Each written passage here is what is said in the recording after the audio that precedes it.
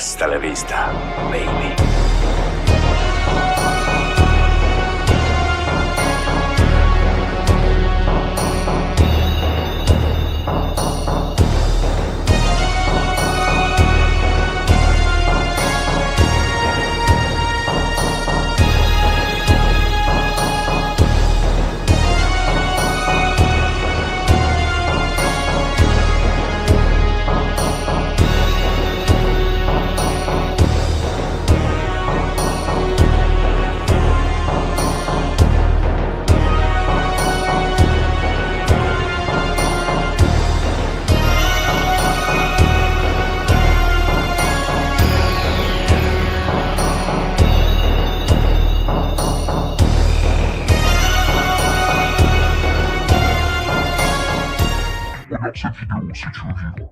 Ah là là, ça y est, je me lâche un petit peu. Salut, c'est Shadow Cinéma, bienvenue sur cette nouvelle vidéo et aujourd'hui on parle de Terminator 2, le jugement dernier. Et ce film, c'est pas juste un film culte, c'est un film qui a changé la vision des suites pour les blockbusters. Le film, comme je vous le disais, c'est pas juste une suite, c'est une révolution visuelle.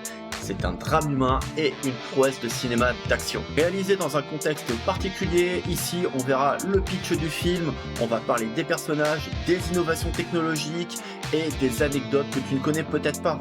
Si tu aimes les histoires sur les films cultes, abonne-toi à la chaîne, mets un petit like et partage la vidéo, ça aide beaucoup pour le référencement et ça m'aide à faire développer la chaîne et à continuer à vous proposer des vidéos sur le cinéma des années 80-90.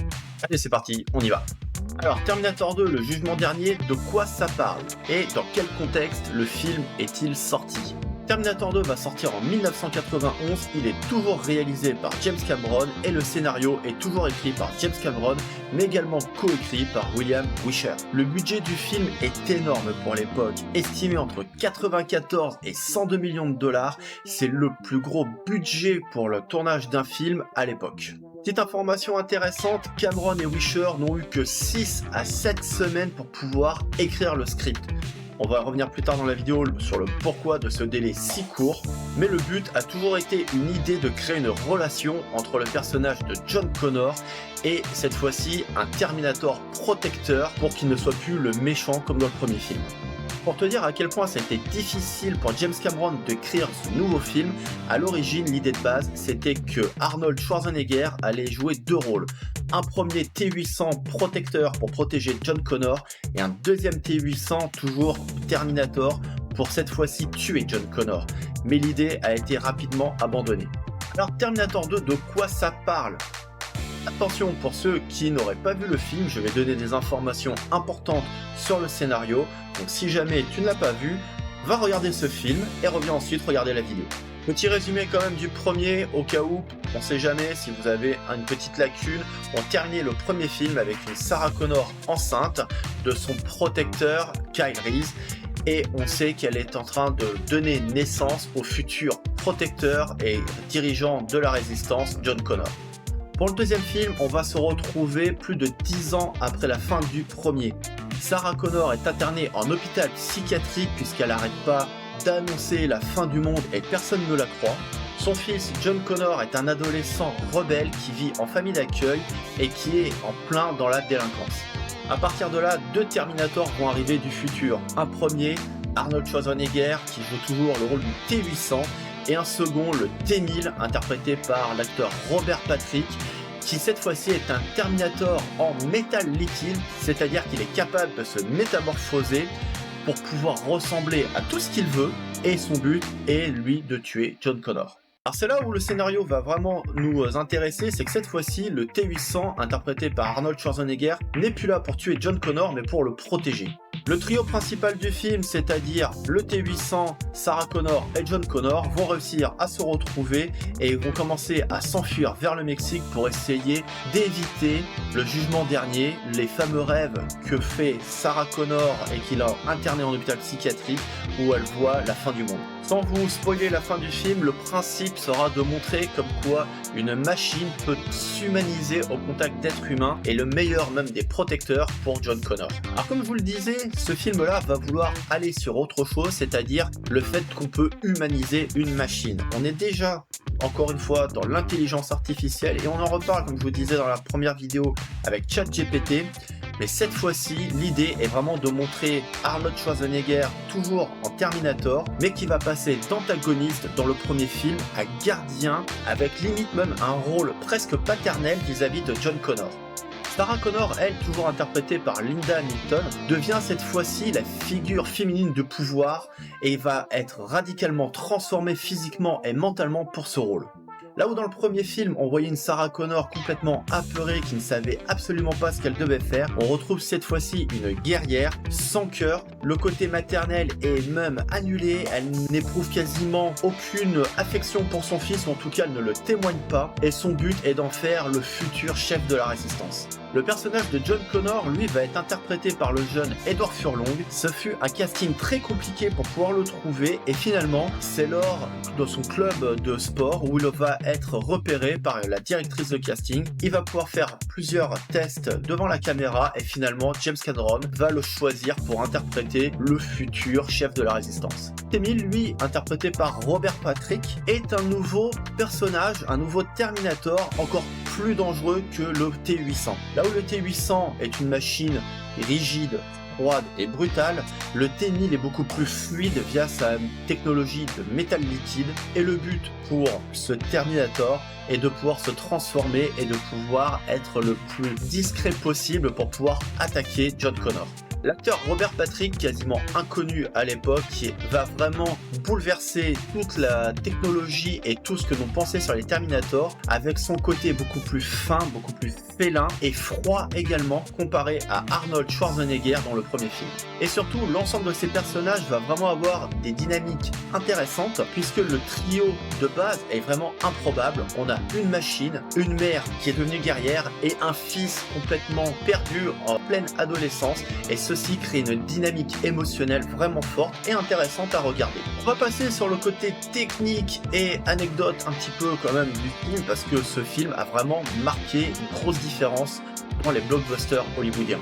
La première innovation va forcément être le T-1000, ce fameux Terminator en métal liquide, qui est une innovation créée par ILM avec des outils créés spécialement par le film précédent de James Cameron, Abyss. Cette idée de métal liquide avait déjà été envisagée pour le premier film, mais à l'époque, en 1983-84, la technologie ne permettait pas de réaliser ce type de prestation, et le budget limité du premier film empêchait complètement cette idée. Et cette fois-ci, James Cameron revient avec les succès de ses films précédents, Abyss, Aliens le retour, et une nouvelle technologie qui a été créée, donc comme je vous le disais, par ILM pour son film précédent. Donc cette fois-ci, il peut se permettre ce type de prestation, je vais pas dire de caprice, mais c'est vraiment l'idée qu'il avait, et cette fois-ci, le budget, qui est énorme pour ce film, lui permet de réaliser cette prestation technique. Mais en parallèle de cette technologie, James Cameron va rester aussi dans de l'action pure, réalisée sans effets spéciaux. Un exemple flagrant de la prouesse technique réalisée par James Cameron va être la fameuse scène de course-poursuite dans le canal de Los Angeles, où John Connor est poursuivi en étant en moto, le T-1000 le poursuit via un énorme camion qui détruit tout sur son passage, et le T-800 arrive en Harley Davidson pour protéger et sauver de justesse John Connor. Une autre scène va vraiment marquer le cinéma, c'est la course-poursuite sur autoroute avec l'hélicoptère qui est piloté par le T-1000. Cette fois-ci, pas d'effets spéciaux, que du réel, et un pilote d'hélicoptère qui a pris tous les risques pour des plans de quelques secondes. Pour les effets spéciaux, on aura le retour du célèbre Stan Winston qui avait déjà œuvré sur le premier Terminator et sur Predator, comme je vous le disais dans la vidéo précédente, et il va revenir avec des nouvelles technologies, des nouvelles techniques pour le maquillage afin de transformer Arnold Schwarzenegger suite à l'histoire de son personnage et aux blessures du T-800 dans ce film. Petite scène intéressante qui malheureusement n'a pas été conservée dans le montage final, c'est la présence de Kyle Reese qui va apparaître dans un rêve de Sarah Connor quand elle est encore enfermée en hôpital psychiatrique, et qui nous montre toute la tendresse que peut encore avoir cette femme pour ce sauveur qu'elle n'a vu que quelques jours il y a plus de 10 ans. Maintenant, je vais vous donner quelques anecdotes qui vont vous donner soit envie de découvrir le film, soit de le revoir si vous l'avez déjà vu. Alors la première chose, c'est que c'est pas James Cameron qui a voulu faire cette suite à l'origine, c'est les studios de production qui l'ont recontacté en lui disant écoute, maintenant il faut faire une suite. Et à l'origine, notre ami James, il était pas chaud du tout pour faire une suite à Terminator. Mais quand on lui a dit gars, si tu veux, on te donne 6 millions pour que tu le réalises, elle a dit ah bah là, pas de problème. D'ailleurs la scène, ça a dû donner quelque chose dans ce genre-là. Allô, James?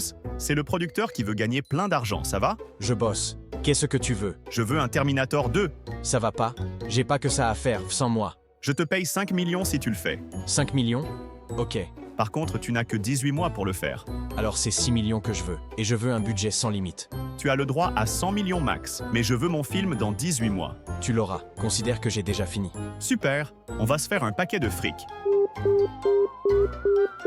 Autre petite anecdote, en tout cas pour les plus anciens, les jeunes si vous connaissez pas, dites-le moi en commentaire, c'est que Robert Patrick a déclaré qu'à l'origine il n'était pas le premier choix pour interpréter le T-1000. Il y avait une option pour le chanteur Billy Idol pour qu'il incarne le fameux T-1000. Dites-moi en commentaire, comme je vous le disais, si vous connaissez ce chanteur Billy Idol. Alors bon, Terminator 2 au final, quel a été son accueil et est-ce qu'il a eu un petit succès à l'époque éventuellement? Bah oui, puisque Terminator 2 a eu un budget d'à peu près 100 millions de dollars pour sa réalisation, mais il a fait un box-office mondial aux alentours des 520 millions, ce qui était énorme à l'époque. Pour vous dire, Terminator 2 est souvent cité comme l'une des meilleures suites jamais réalisées. Bon, les suites de Terminator 2, on en parlera plus tard, on peut pas dire que ce soit du même niveau. Ça fera l'objet d'une prochaine vidéo, justement, redites-moi aussi en commentaire si vous avez envie que je parle des suites.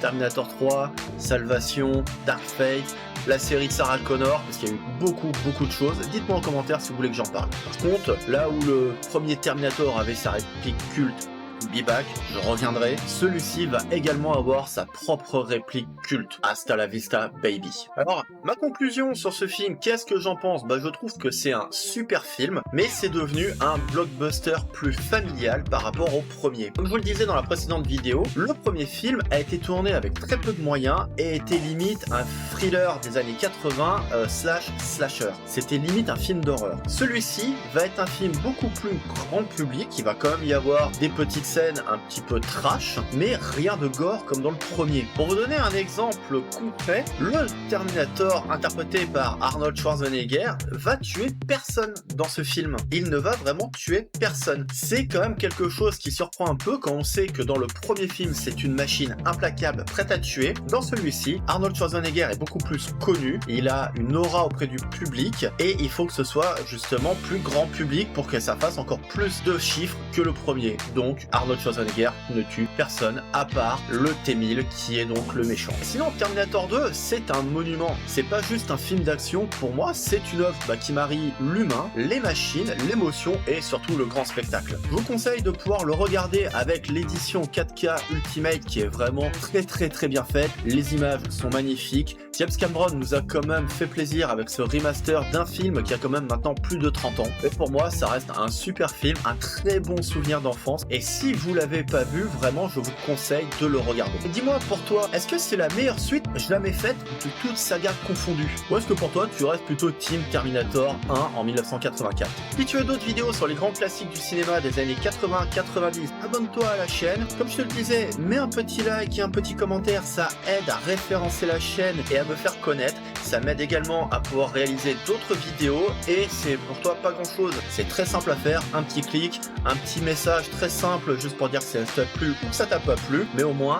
ça permet de discuter ensemble. Je réponds en plus à tous les commentaires, alors n'hésite pas à me donner ton avis sur mes vidéos ou sur le film. C'était Shadow Cinéma, je te dis justement hasta la vista et à bientôt pour une nouvelle vidéo. Allez, ciao.